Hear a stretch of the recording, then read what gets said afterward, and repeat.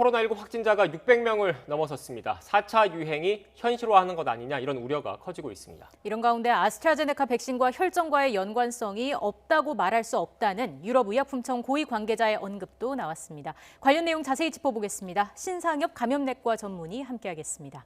어서 오십시오. 네, 안녕하세요. 일단 어제 하루 신규 확진자가 600명을 넘었습니다. 현재 상황 어떻게 보고 계십니까?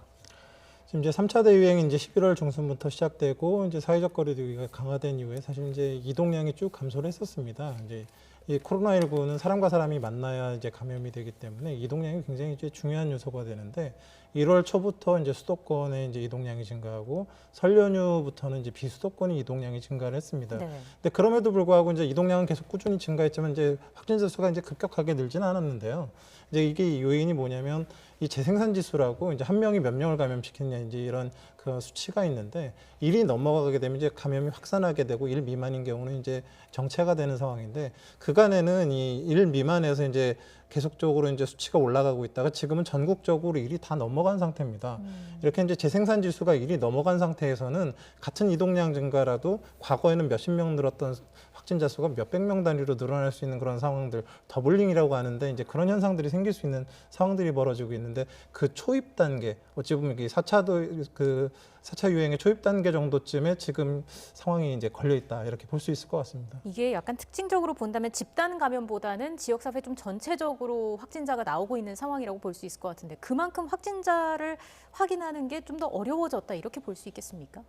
이제 코로나19 과거에는 이제 고위험 시설 중심의 집단 발생이 이제 주로 대유행을 일으켰다 그러면 지금은 지역 사회에 증상이 없는 소리 없는 전파자들에 의해서 이제 그 유행이 진행하고 있기 때문에 네. 찾아내기 자체가 어렵습니다. 근데 이게 이제 과거에는 수도권 위주로 이제 위험 지역이 이제 한정됐다 그러면 이게 전국적으로 확대가 되는 상황이거든요.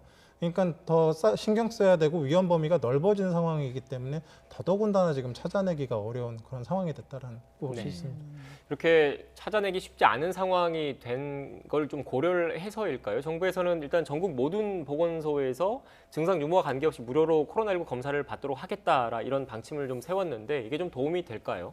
도움이 될 수 있죠.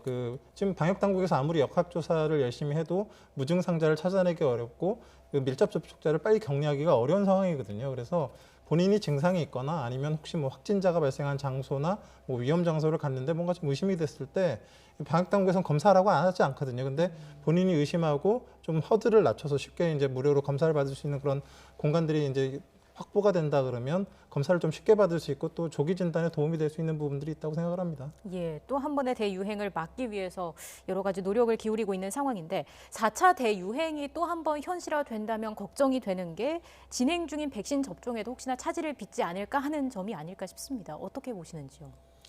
크게 이제 뭐 세 가지 정도의 문제가 있죠. 일단 이제 방역 역량은 굉장히 한정적인데 지금은 뭐 백신 접종에 어찌 보면 좀 초점을 맞춰서 좀 잘 진행을 하고 있는데 대규모 유행이 있다 그러면 이제 방역 역량이 분산이 되게 되고요.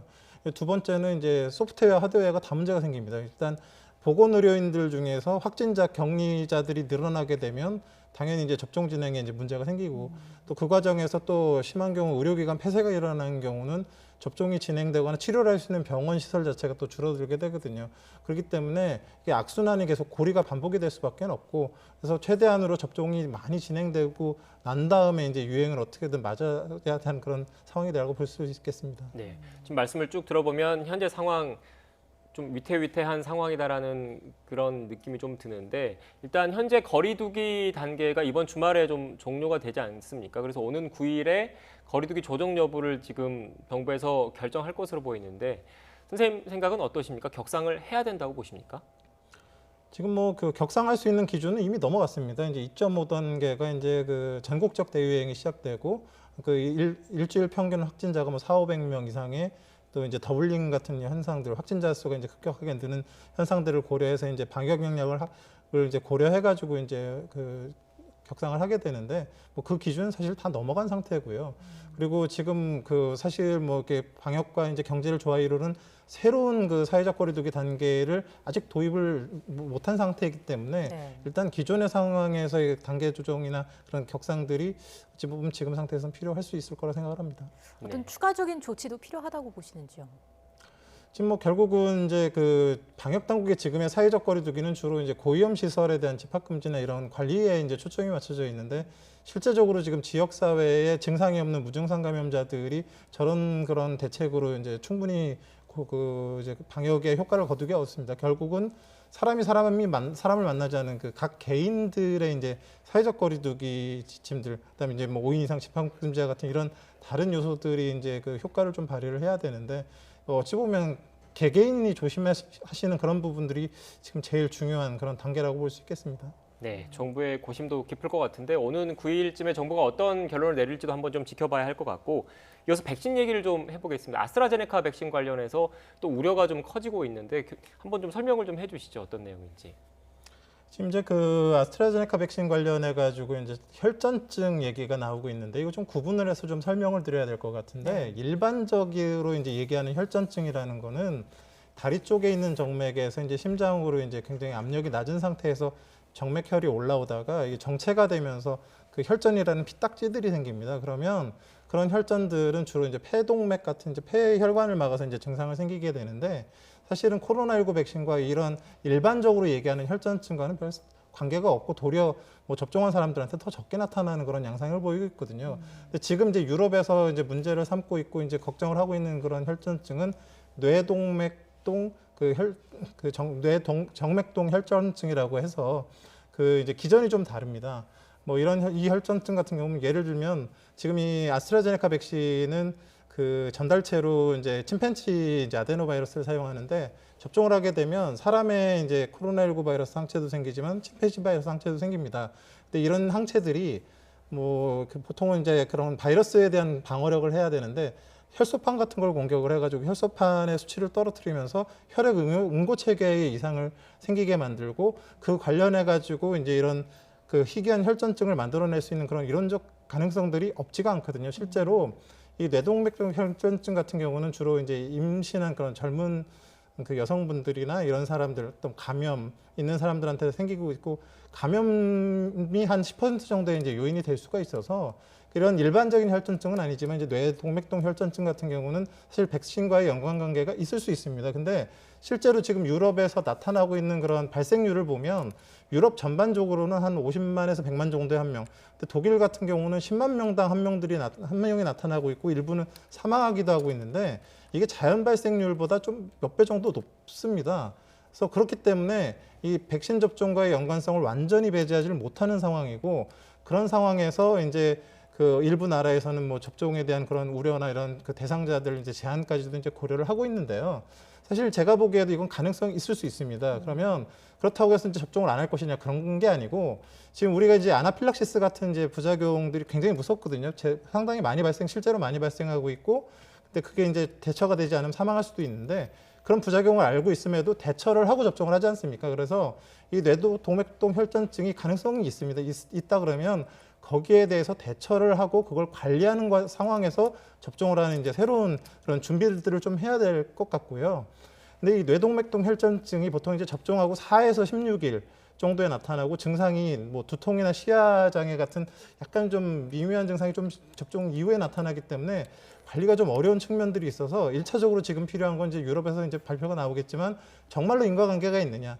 인과관계 있다가 나온다 그러면 이걸 어떻게 대처해야 될 거냐. 이런 걸 잘 해서 그 접종을 관리해 가면서 접종이 진행이 돼야 될 것 같습니다. 네, 선생님 일단 제가 말씀하신 걸 좀 들어보면 좀 정리를 좀 해봐야 될 것 같아요. 일단 그 쭉 들어보면 인과성을 완전히 배제할 수는 없지만 백신을 맞는 이익이 더 크기 때문에 아스트라제네카 백신을 맞는 게 옳다라고 판단을 하시는 것 같은데 일단 그 아스트라제네카 백신 외에 다른 백신을 선택할 수 있는 다른 백신을 택할 수 있는 나라 같은 경우에는 그 이런 우려가 상대적으로 좀 덜하겠지만 아스트라제네카 백신 같은 경우에는 우리나라에서 상대적으로 좀 많은 비율을 차지하고 있는 백신이기 때문에 이런 우려가 계속 불거지고 있는 거거든요. 근데 선생님께서 말씀하신 걸 들어보면 크게 걱정할 필요는 없다라는 전제 하에서 그래도 이런 부작용에 대해서 제대로 관리하는 체계를 만들 필요가 있다라고 말씀을 해주셨지 않습니까?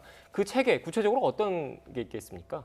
지금 뇌동맥동 혈전증이 이제 몇십몇 명당 한 명 정도 생기는 수준입니다. 그러니까 굉장히 드문 합병증이고 그리고 또 조기 치료를 했을 때 뭐 사망하거나 그러지 않고 치료가 굉장히 잘 되는 편입니다. 네. 어찌 보면 아나필락시스보다도 크게 무겁지 않은 그런 합병증일 수도 있는데 이제 우리가 이게 관련성이 있다라고 했을 때는 미리 대비를 할 수는 있겠죠. 그래서 뭐 젊은 그 여성분들이나 이런 분들이 접종하게 됐을 때는 뭐 두통이든지 아니면 시야장애든지 이런 것들이 접종 후 뭐 2, 3주 이내에 나타났을 경우는 반드시 조기에 이제 적절한 전문의 진료를 받고다 뭐 이런 그런 세팅들을 하고 또 그런 데 진료를 받을 수 있는 그런 프로세스를 또 정부에서 마련해주고 뭐 이런 게 필요할 수는 있겠는데 결국은 이제 이게 인간성이 있다라고 나왔을 때 이제 얘기이기 때문에 일단 이제 그 유럽 당국의 발표를 봐서 인과성 여부를 좀 먼저 확인해야 될 것 같습니다. 네, 네. 유럽 당국의 인과성 여부를 좀 더 확인을 해봐야 된다고 말씀하셨고 앞서 말씀하셨던 뇌정맥동 혈전증도 치료하는 데는 크게 문제가 없는 보통 이제 병이라고. 항혈전제를 사용하게 되면 조기에 잘 치료하게 되면 보통 문제가 생기지 않는데 이걸 갖다 너무 늦게 인지를 하게 되는 경우 지금 유럽처럼 이제 사망자가 나오는 경우도 있을 수 있기 때문에 이제 그런 부분들을 좀 조심을 해야 될 것 같습니다. 네, 일단 선생님께서는 큰 우려는 갖지 말고 백신 접종을 하라고 했는데 일단은 그래도 유럽 의약품청의 그 검증 결과 그 결과에 대해서는 좀 더 지켜볼 필요가 있을 것 같습니다. 지금까지 신상엽 감염내과 전문의와 함께 코로나19 관련된 이야기 나눴습니다. 오늘 말씀 고맙습니다. 고맙습니다. 네, 고맙습니다.